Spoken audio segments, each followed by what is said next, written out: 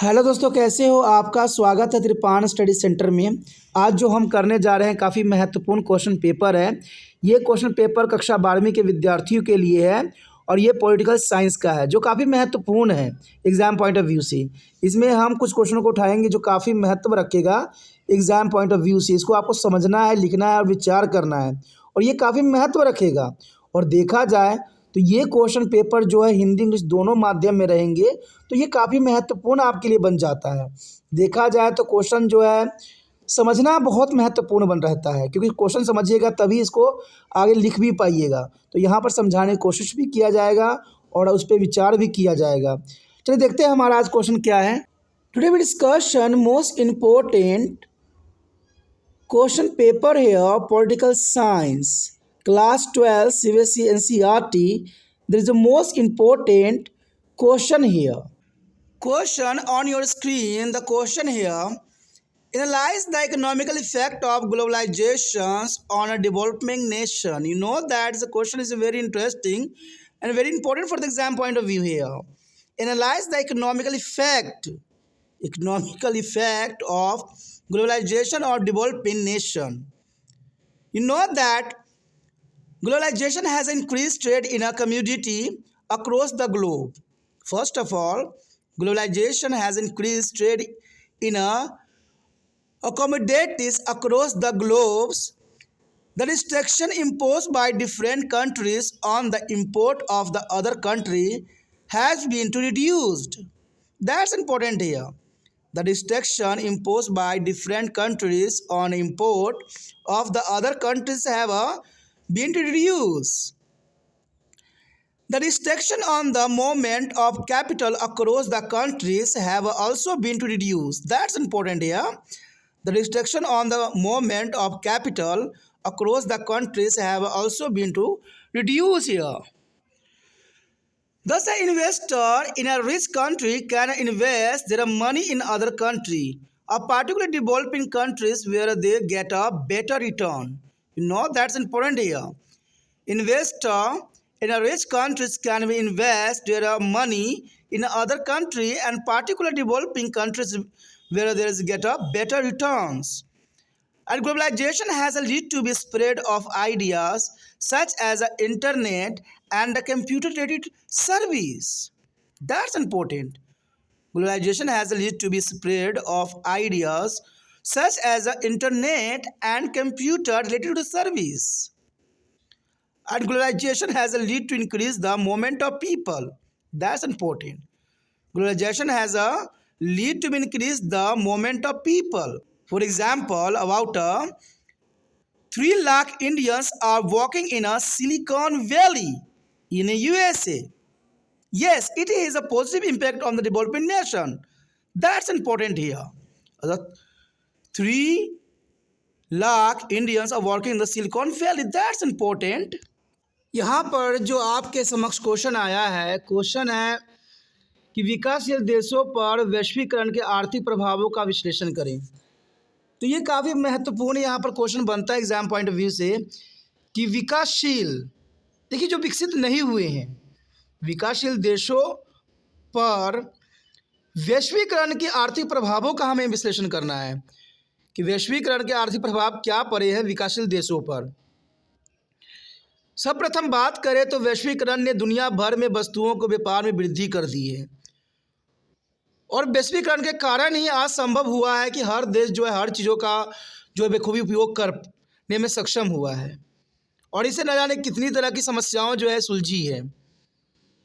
तो ये सब कहीं ना कहीं वैश्वीकरण के कारण ही हुआ है, क्योंकि व्यापार में वृद्धि होने से पूरा विश्व एक हो गया है।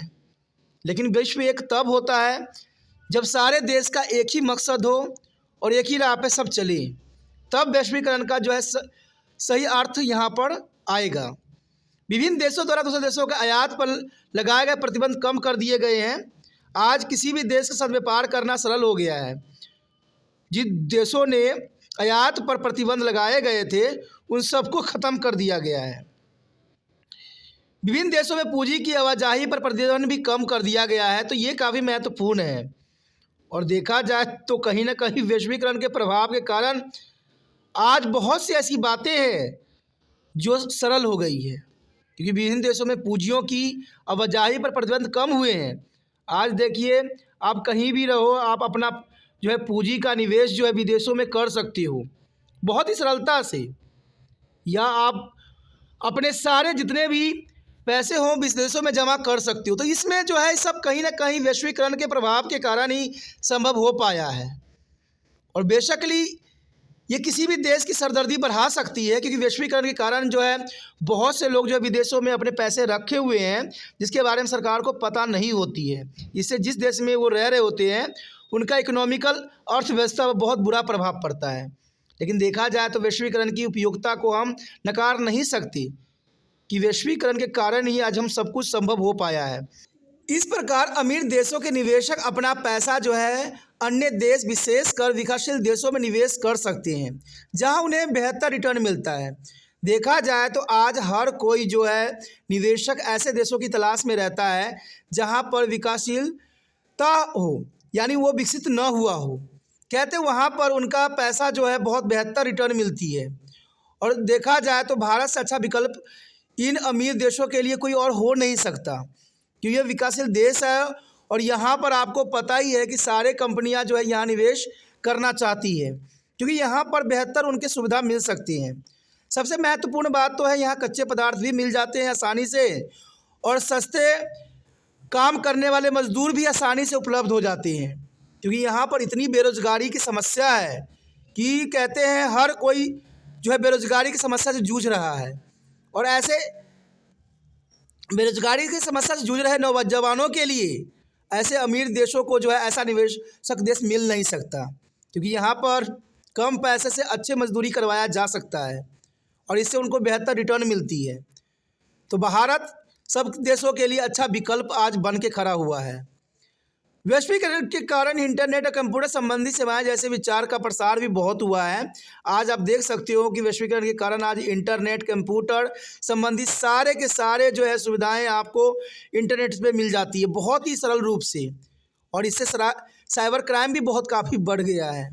आज कहते हैं अगर एक दिन नेट बंद हो जाए तो पूरा ही इंडिया का जो है जीवनचर्या ख़त्म हो जाती है, क्योंकि सब कुछ तो इंटरनेट पे इन्होंने आश्रित कर दिया है।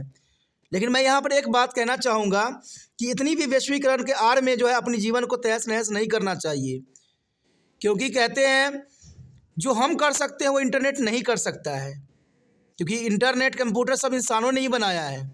इतना भी हमें इंटरनेट और कंप्यूटर पर आश्रित नहीं होना चाहिए, नहीं तो कहीं हमारा जीवन उन्हीं में ख़त्म ना हो जाए। क्योंकि आपको पता ही होगा आज साइबर क्राइम बहुत हो रहे हैं। जो व्यक्ति मेहनत कर कर के एक रुपया जो है बैंकों में जमा करता है, और मान लीजिए साइबर क्राइम हुआ तो उनके एक रुपया जो है पूंजी पर कितनी बड़ी घात पहुंच सकती है। इसलिए सरकार को ये चाहिए कि इंटरनेट के इस्तेमाल करते हुए भी इन सभी बातों को कागजी रूप में रखा जाए, कागजी फाइल होनी चाहिए, क्योंकि बेशकली आप इंटरनेट से उस चीज़ को मिटा सकते हो, कागज़ से नहीं मिटा सकते। तो हमें आधुनिकता के साथ हमें जो है पुराने रीति रिवाजों को भी अपनाने की कोशिश करना चाहिए। क्योंकि आप देखिए, मैं ये नहीं कह रहा हूँ कि पुराने रीति रिवाज को आप अपने जो है पकड़ ही के बैठे रहो। आप थोड़ा सोचिए, अगर मान लीजिए अगर आपको पैसे की ज़रूरत पड़ जाए और आप बैंक में जाओ और आप बैंक वाले आपको ये कहे कि एटीएम में नेट काम नहीं कर रहा है, बैंक में नेट नहीं चल रही है, आपको पैसा नहीं निकाल सकते, तब आपको कितना बड़ा धक्का लगेगा। ऐसा हमेशा हुआ है।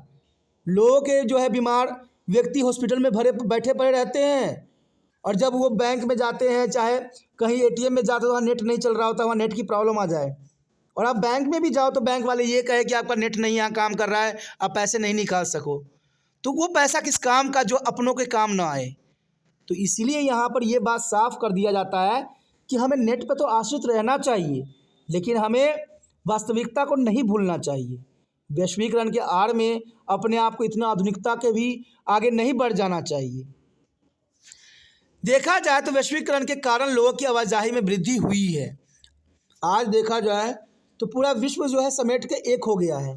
आज लोग बड़े से बड़ी दूरियां जो है चंद सेकंडों में दूरी तय कर लेते हैं। तो कहीं ना कहीं वैश्वीकरण के कारण लोगों की आवाजाही में वृद्धि हुई है, और वृद्धि होने से जो है बीमारी का भी यहाँ पर काफ़ी वृद्धि हुई है।